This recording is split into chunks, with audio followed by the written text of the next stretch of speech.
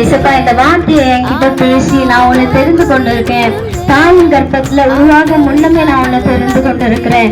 இந்த உலகம் தோன்றதுக்கு முன்னமே நான் உன்னை தெரிந்து கொண்டிருக்கிறேன்.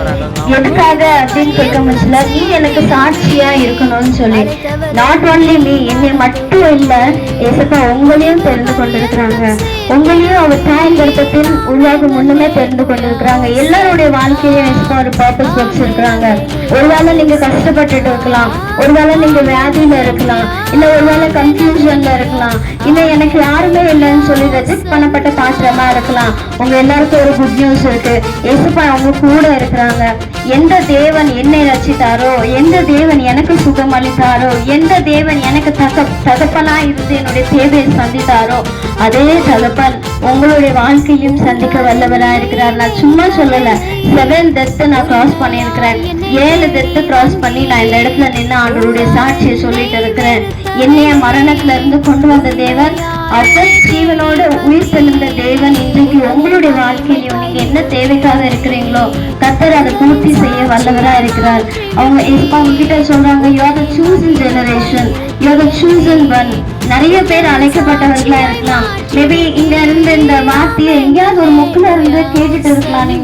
நீங்க எனக்கு மன வேதனையா இருக்குன்னு சொல்லி கூட நீங்க யோசிச்சுட்டு இருக்கலாம், அல்லது இவங்க என்ன சொல்லிட்டு இருக்காங்கன்னு கூட கேட்கலாம். இப்ப இந்த வார்த்தை உங்களுக்கு வந்து சேரலாம். இயேசுப்பா அவங்க எல்லாரும் ரொம்ப நேசிக்கிறாங்க. இயேசுப்பா உங்களை ரொம்ப நேசிக்கிறாங்க.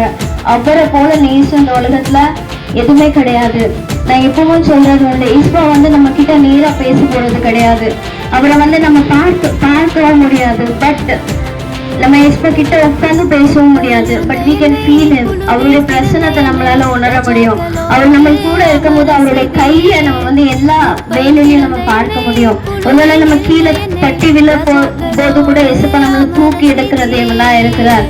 சங்கீதத்துல அழகா சொல்லப்பட்டிருக்குது, என் கால் இடராதபடிக்கு அவர் நம்மளை பாதுகாத்துக் கொள்கிறார் அப்படின்ட்டு. ஒரு நாளும் கைவிடாத தேவன். ஒரு நிழலை போல இயேசுப்பா நம்ம கூட இருப்பாங்க.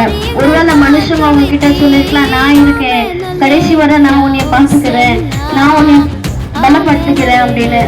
யாருமே நம்மளுக்கு இந்த உலகம் நிரந்தரமே கிடையாது.